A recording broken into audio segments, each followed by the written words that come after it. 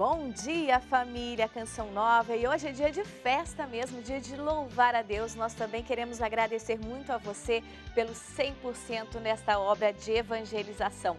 Muito obrigada por deixar a Canção Nova conseguir evangelizar com 100%. Agora são 9 horas e 20 minutos pelo horário de Brasília e que bom chegar até a sua casa nesta segunda-feira para te manter bem informado.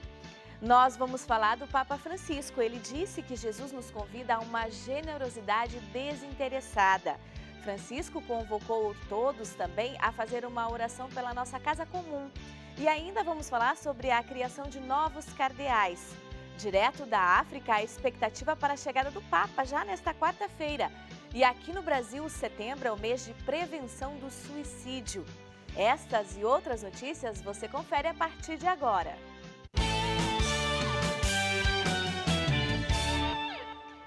Neste domingo, apesar do atraso, teve a oração do Ângelus. Quem estava por lá viveu um pouco de apreensão ao ver que se passaram vários minutos e o Papa não aparecia na janela do Palácio Apostólico.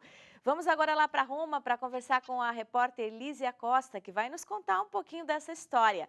E é claro, tem mais informações sobre o Vaticano. Bom dia, Lísia. Então quer dizer que o Papa Francisco deixou todos apreensivos aí ontem, foi? Bom dia, Adelita, bom dia a todos. Isso mesmo, imagina quem estava aqui na Praça de São Pedro, deu meio-dia, nada do Papa aparecer, já começa aquela tensão, cadê o Papa? Ninguém avisou nada.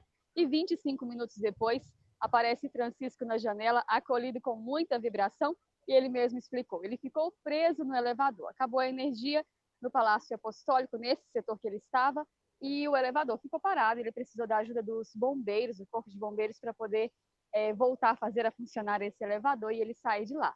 Ele explicou com uma carinha bem tranquila, assim, pareceu que estava tudo bem, e ele viveu esse momento de tensão aí, junto com os peregrinos também que estavam aqui, que acredito viveram maior tensão ainda na expectativa de saber o que estava acontecendo com o Papa. Agradecer aos bombeiros que ajudaram nesse resgate, nessa voltar a funcionar o elevador, e depois, é claro, deu continuidade ao Ângelus. E deu uma notícia, ele saiu de um susto para uma surpresa, anunciou a nomeação de 13 novos cardeais, 10 com menos de 80 anos, ou seja, que farão parte do Colégio Cardinalício, nesse sentido de poder votar no caso de um conclave. Tem bispo que vai ser feito cardeal da África, da Ásia, da América e aqui da Europa. Inclusive, um português muito conhecido aqui, por ser um famoso escritor, até pregou na meditação para o Papa Francisco, também vai ser feito cardeal no dia 5 de outubro no consistório, véspera do sínodo, vai ter um consistório 5 de outubro. E o Papa Francisco também, na meditação, falou dessa generosidade gratuita, desse dar sem esperar nada em troca, dessa disposição do cristão de se entregar para o outro. Mais uma vez, destacando essa gratuidade, essa caridade que faz sem olhar para quem e sem esperar receber alguma coisa.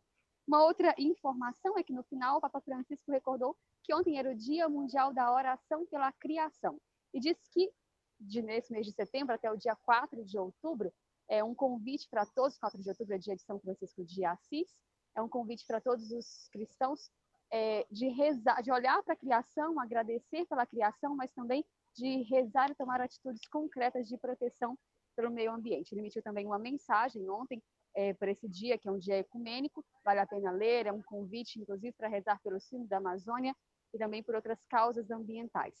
Uma última informação, saiu as intenções de oração do mês de setembro, e o Papa pede para que rezem pelos políticos e pelos cientistas que trabalham em investigações para a proteção do mar e dos oceanos, para que se tenha protegido estes meios tão importantes para toda a humanidade. Adelita.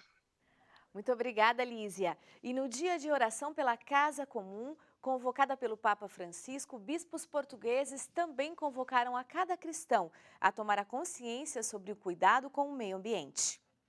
Ontem, dia 1º de setembro, foi o dia de oração da Casa Comum, um dia convocado pelo Papa Francisco desde 2015.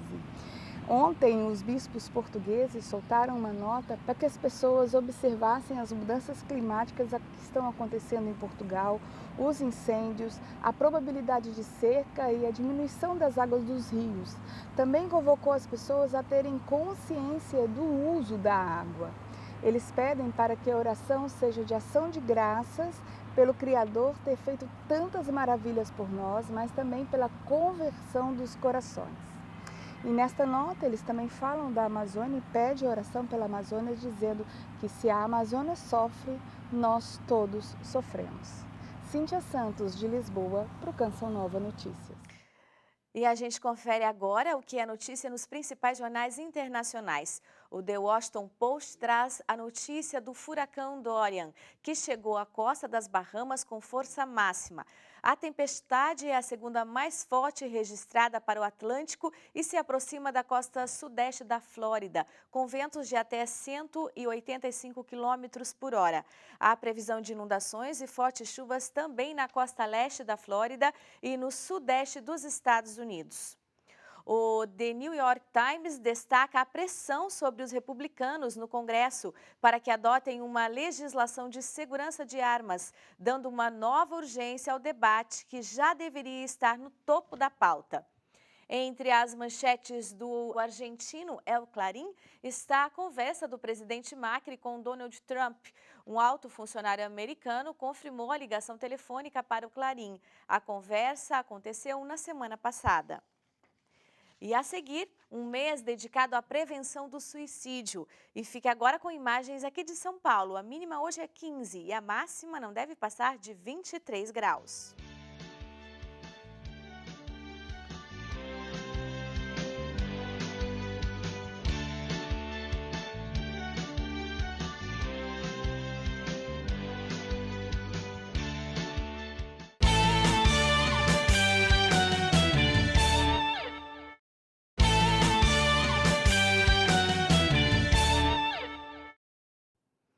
Neste mês, muitas pessoas e instituições se mobilizam na campanha nacional de conscientização sobre a prevenção do suicídio. É o Setembro Amarelo. Um instituto aqui em São Paulo trabalha exclusivamente na ajuda de pessoas que sofrem com depressão ou outras síndromes. O repórter André Cunha está lá. Bom dia, André. Esse assunto é muito sério e precisa da nossa atenção, não é mesmo? Bom dia, Adelita, bom dia para todos. Exatamente, um assunto extremamente sério, importante para os nossos dias e que precisa, como você disse, da nossa atenção e também, como você disse, tem um instituto, né, que está se dedicando, trabalhando para ajudar pessoas com depressão e outras síndromes, né, e outros transtornos mentais.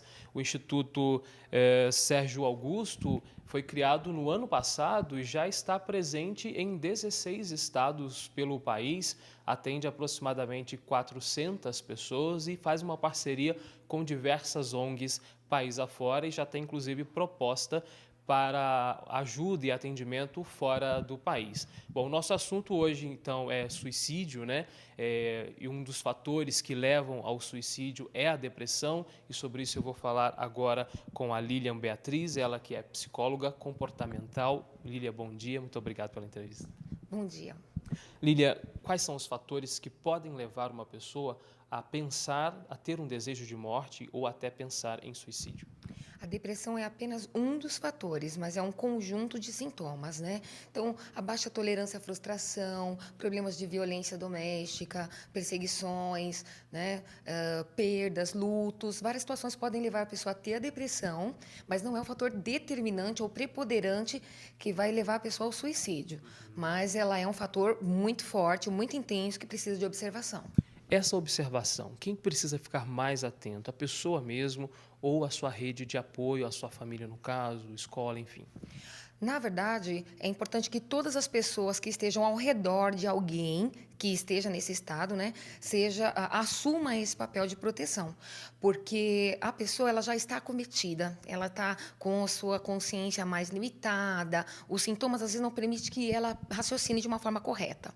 Então, quem está ao redor precisa observar e compreender as mudanças de comportamento, né? Então, um isolamento mais intenso, mudança de apetite, mudanças no sono, são fatores que indicam que algo não está bem.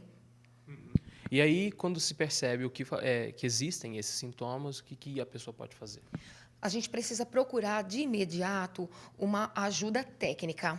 O ideal é que se procure um clínico ou um psiquiatra para fazer uma avaliação inicial, para saber se essa pessoa precisa de uso de medicação, em qual estágio ou grau está comprometida, né? E, em seguida, uma ajuda terapêutica, que é uma ajuda que vai conseguir orientar essa pessoa no sentido do comportamento. Existem as redes, o serviço público a gente sabe que está um pouco inchado, então aí onde a gente entra com o nosso trabalho, né, e aí a ONG, para poder auxiliar as pessoas que não estão encontrando essa ajuda no momento. Tá joia. Muito obrigado, Lilian, pela entrevista. Adelita, então, é um assunto, como você disse no começo, delicado, importante, que precisa da nossa atenção. Todo o cuidado é pouco quando o assunto é depressão. Então, se você que nos assiste sente sintomas relacionados à depressão, procure ajuda. E quem está nos assistindo também, ajude quem está mais próximo a você com estes sintomas também. Adelita, é com você. Muito obrigada, André. E agora a gente fica com a previsão do tempo para todo o Brasil nesta segunda-feira. Segunda-feira chuvosa na região sudeste. A temperatura fica baixa e chove no leste de São Paulo e no sul do Rio de Janeiro. Rápidas pancadas de chuva no centro e norte de São Paulo e no sul e oeste de Minas Gerais pela manhã. Não chove nas demais áreas da região. No sul do país, uma forte massa de ar polar predomina sobre a região e no decorrer dos próximos dias manterá a temperatura baixa nos estados do Rio Grande do Sul, Santa Catarina e no Paraná. Há previsão de chuviscos nas capitais Curitiba e Florianópolis. O sol aparece, as nuvens aumentam no decorrer do dia e há previsão de pancadas de chuva entre a tarde e a noite no norte do Mato Grosso. Nas demais áreas da região centro-oeste, o sol predomina e não chove. Sol, calor e tempo firme no leste do Amapá e no Tocantins. No norte de Roraima e no leste do Acre pode chover a qualquer momento. Sol e pancadas de chuva à tarde nas demais áreas da região norte. O sol vai predominar sobre o nordeste do Brasil. Chove rápido apenas no recôncavo baiano e no litoral entre Sergipe e o Rio Grande do Norte. E a seguir, a expectativa para a chegada do Papa à África.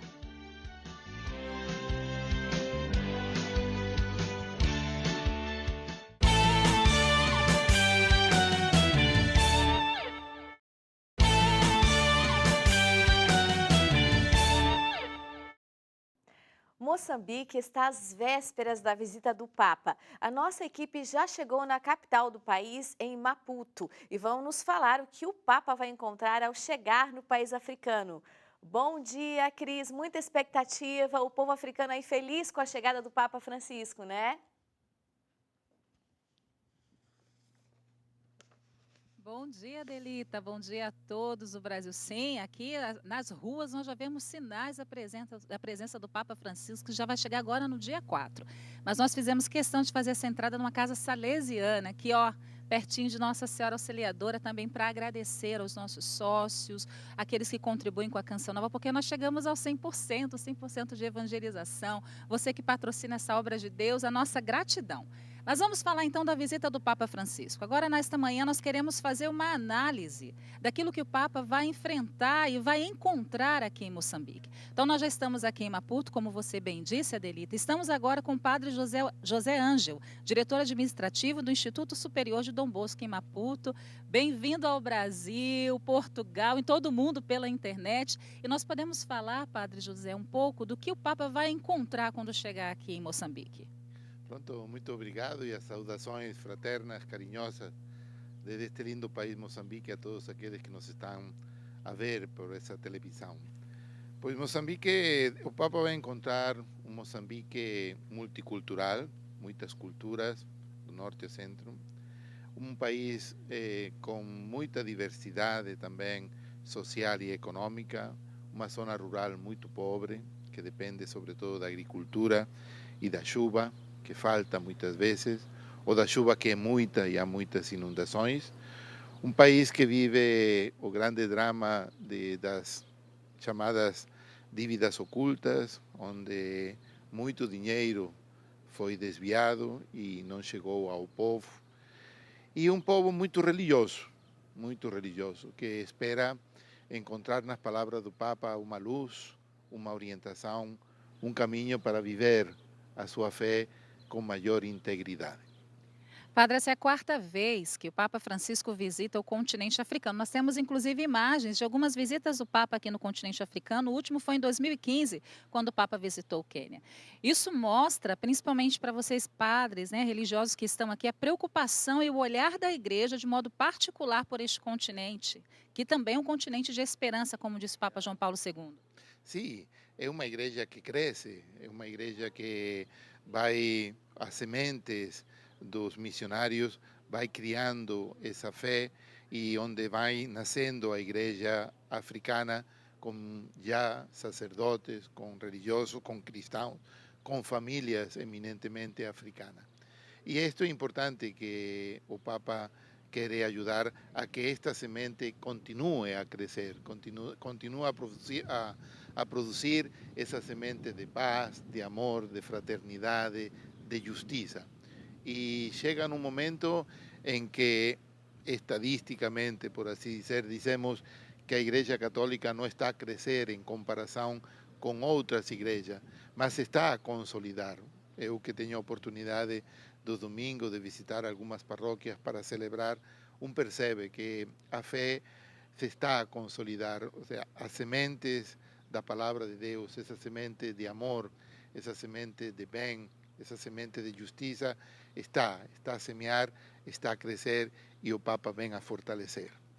Um país de extrema pobreza, mais de 60% da população vive com menos de $1 por dia. Mas um país de muita riqueza mineral, né? Nós estivemos no norte do país, você também pôde nos acompanhar, no centro, sul do país. Nós vimos ali gás, nós vimos muito minério, muita água, né? Uma região muito litorânea, muito bonita. Moçambique é um país muito bonito.